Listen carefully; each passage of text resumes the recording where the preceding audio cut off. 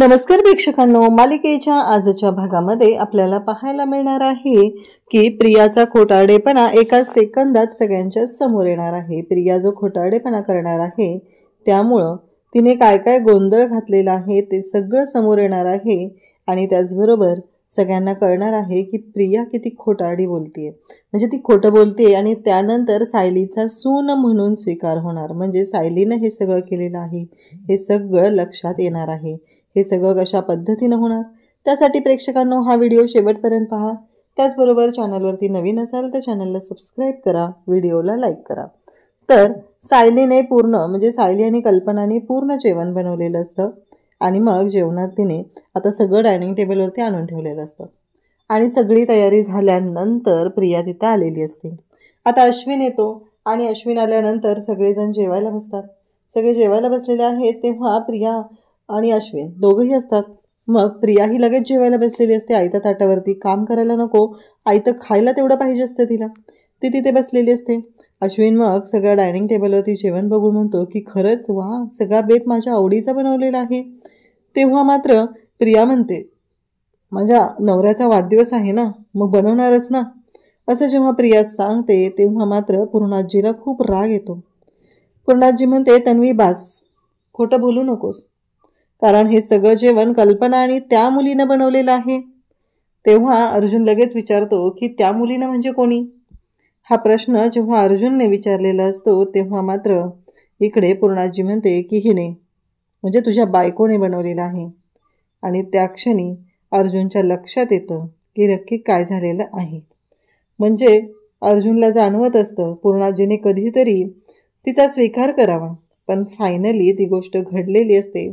पूर्णाजीने सांगितलेलं असतं की तुझी बायको म्हणजे या घरची सून तिने बनवलेलं आहे आणि प्रिया तोंडावर पडते।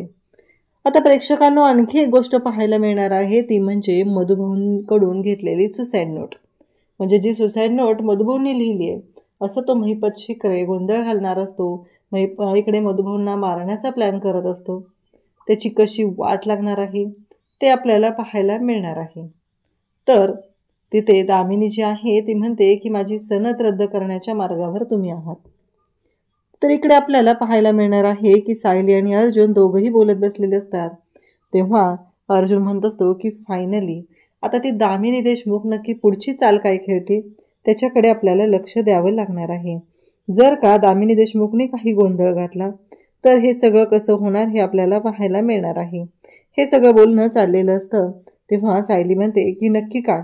आता ना त्या साक्षीला पूर्ण अडकवलं की ती दामिनी देशमुख जी आहे ना तिला काय करायचं ते करता येणार नाही, तुम्ही तिथं साक्षीला अडकवा आणि इकडे या प्रियाला तिच्याच जाळ्यात कसं अडकवायचं ते मी बघते, हे सायली अर्जुनला म्हणते।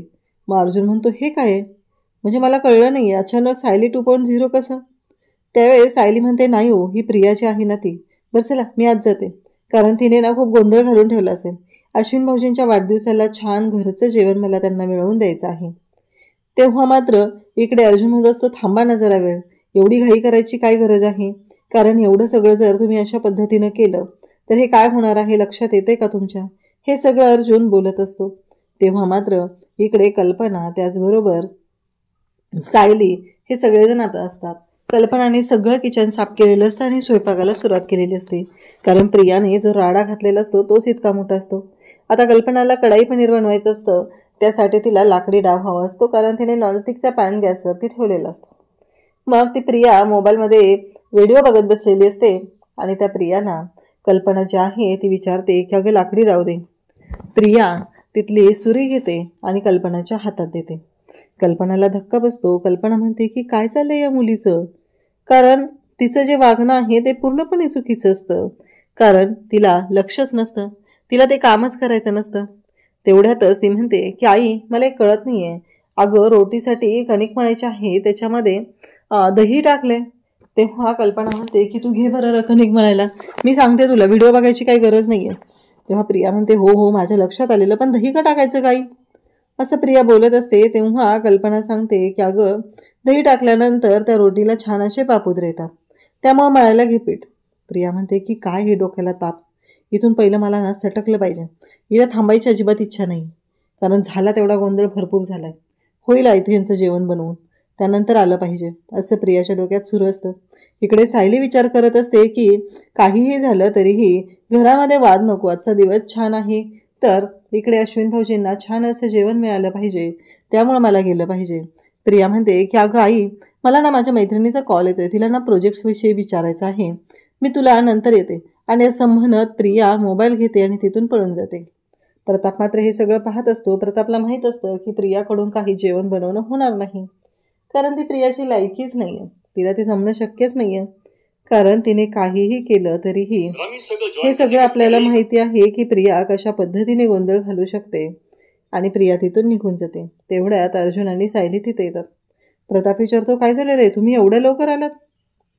तेव्हा मात्र इकडे अर्जुन आणि सायली दोघंही तिथं आलेले असतात आणि त्यासोबतच सायली स्वयंपाकाला सुरुवात करते.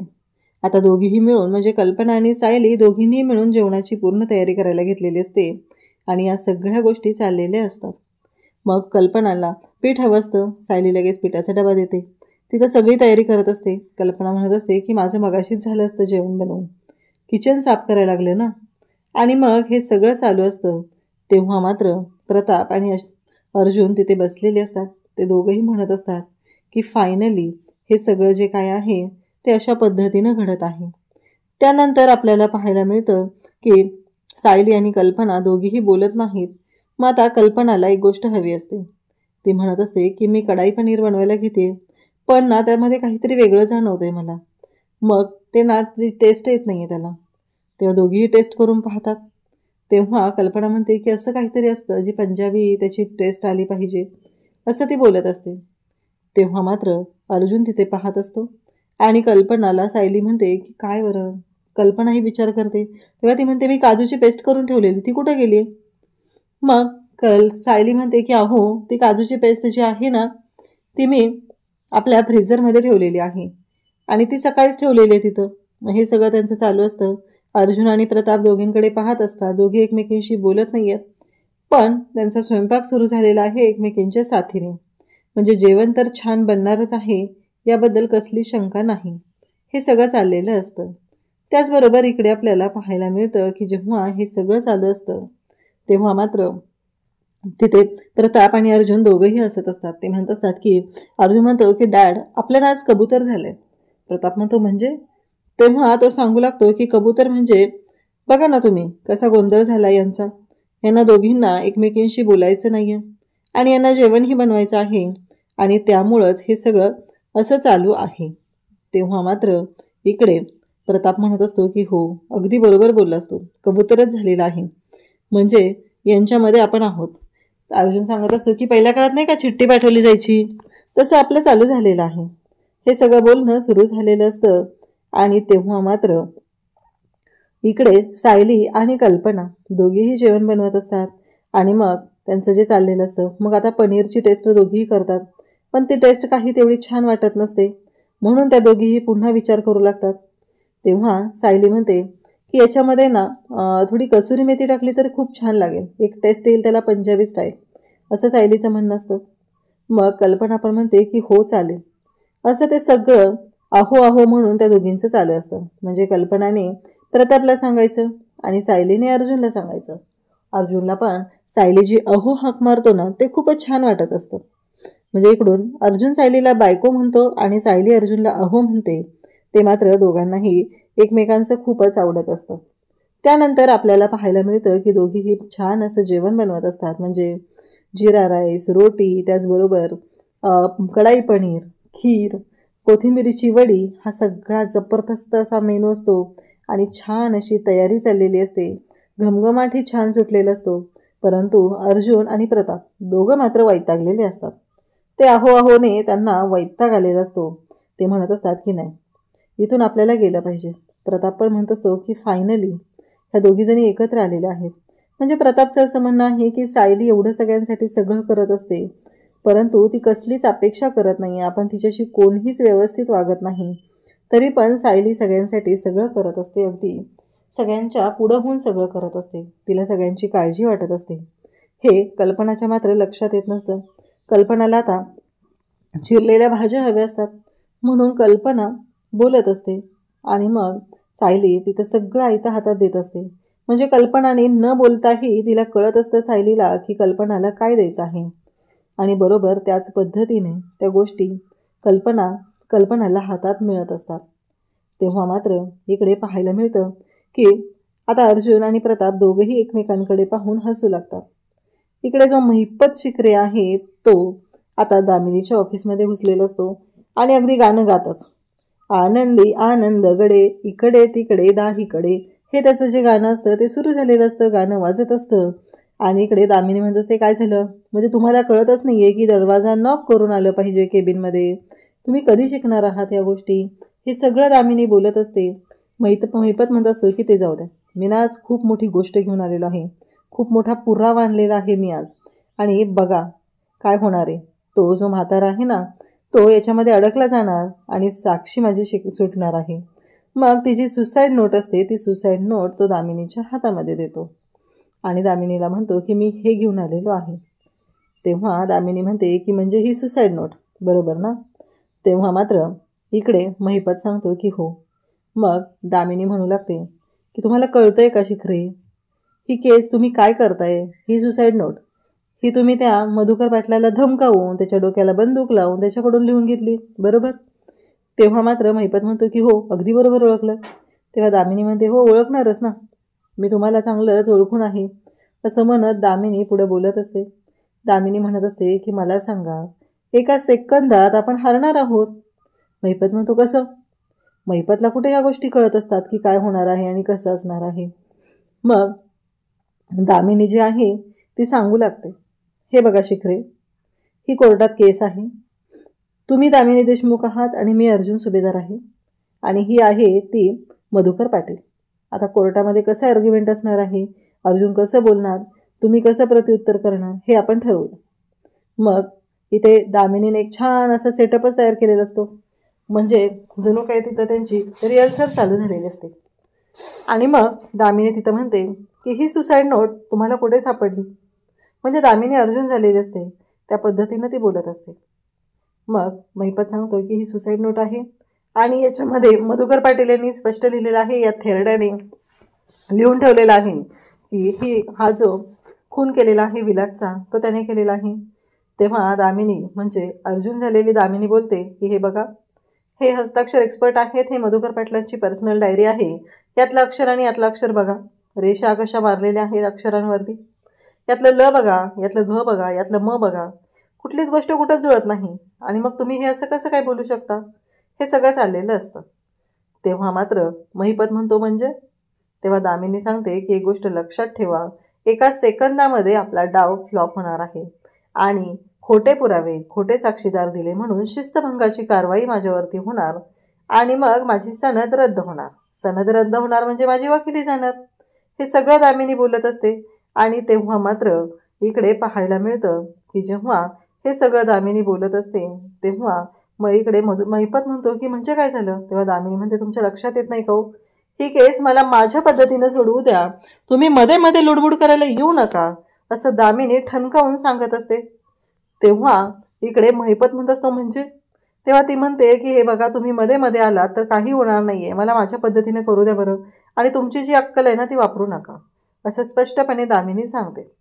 त्यानंतर आपल्याला पाहायला मिळतं की अर्जुन आणि प्रताप तिथं म्हणतात की आता आम्ही जातोय, कारण मला असं वाटतंय की तुम्ही दोघीजणी मिळून जेवण बनवत आहात तर ते जेवण उत्तमच होणार आहे, त्या जेवणाला काहीही प्रॉब्लेम नसेल असं दोघंही सांगतात, कारण तुम्ही दोघीही सुगरण आहात.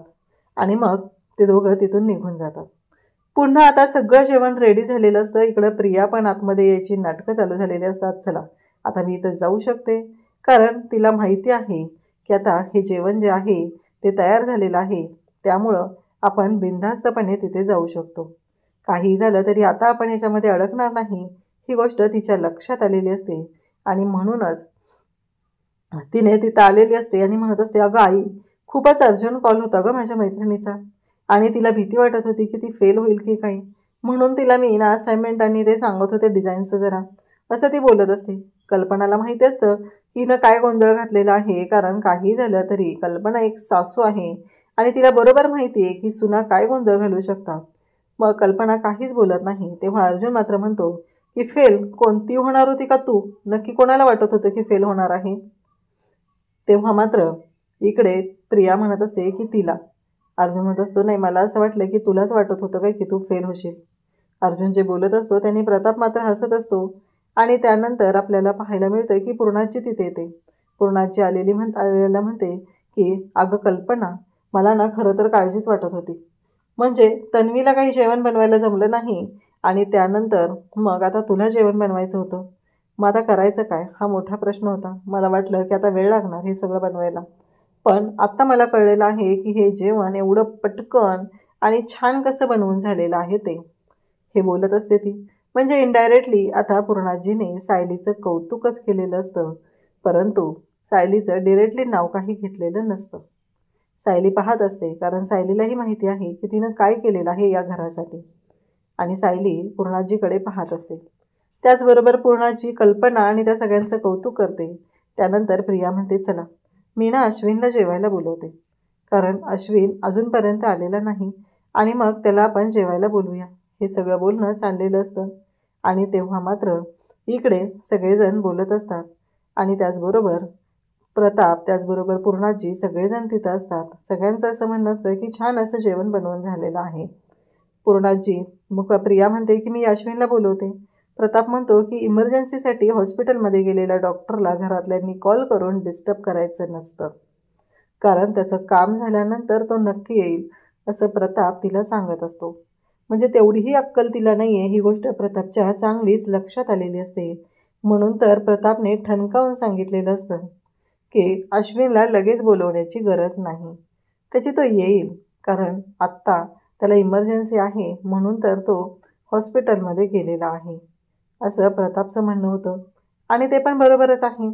तेवढ्यातच इकडे अश्विन म्हणतो की कसं आहे माहिती आहे का डॅड, पण कॉल न करता इमर्जन्सीसाठी गेलेला डॉक्टर जर घरी आला तर चालेल ना? सगळेजण खुश होतात. सगळेजण जेवणाची वाटच बघत असतात आणि तेवढ्यातच अश्विन तिथं आलेला असतो. सगळ्यांना भारी वाटत असतं. तेव्हा अश्विन आल्या पूर्णाजीला तिथे मिठी मारतो आणि म्हणू लागतो. पूर्णाजी पण म्हणते की काल रात्रीचा केक अश्विन मला तुझ्या बर्थडेचा मिळालेला नाही, त्यामुळं मी आज ऐकून घेणार नाही असं पूर्णाजीचं बोलणं चाललेलं असतं. तेव्हा अश्विन म्हणतो की अगं पूर्णाजी नको ना काळजी करू, आपण पुन्हा तुझ्यासाठी केक बनवूया असं तो बोलत असतो. तेव्हा ती म्हणते मला असं वाटतंय की औक्षण राहिलेलं आहे तर औक्षण करून घेतलं पाहिजे असं ती बोलत असते. तेव्हा सगळेजण तिथे असतात आणि मग जेवण बघून हे सगळं बोलणं सुरू झालेलं असतं आणि जेवण बघून इकडे अश्विन म्हणत असतो की खरंच माझ्या आवडीचा सगळा बेत आहे. तेव्हा प्रिया म्हणते की हो, तुझ्या आवडीचंच बनवलेलं आहे सगळं, मी बनवले स्वतः तुझ्यासाठी. आणि त्या क्षणी कल्पना आणि पूर्णाजी या दोघींचं डोकंच हलतं, कारण ह्या प्रियाने काय केलंय हे त्यांना दोघींनाही चांगलंच माहिती असतं, कारण त्यांनी पाहिलेलं असतं की प्रियाला काहीही बनवता येत नाही. हे सगळं जेवण सायलीने आणि कल्पनाने बनवलेलं आहे. त्या क्षणी पूर्णाजी म्हणते की हे बघ तन्वी, खोटं बोलू नकोस, हे सगळं जेवण कल्पना आणि त्या मुलीने बनवलेलं आहे.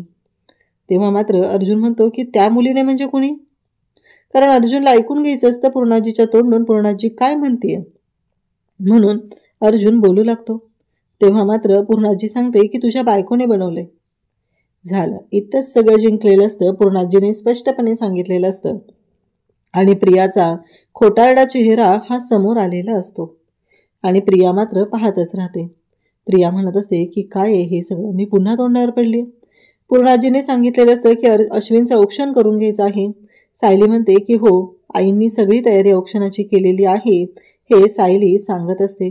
म्हणजे कल्पनाने औक्षणाची तयारी केलेली आहे. अश्विन आला की त्याचं औक्षण करून घ्यायचं हे ठरलेलं असतं.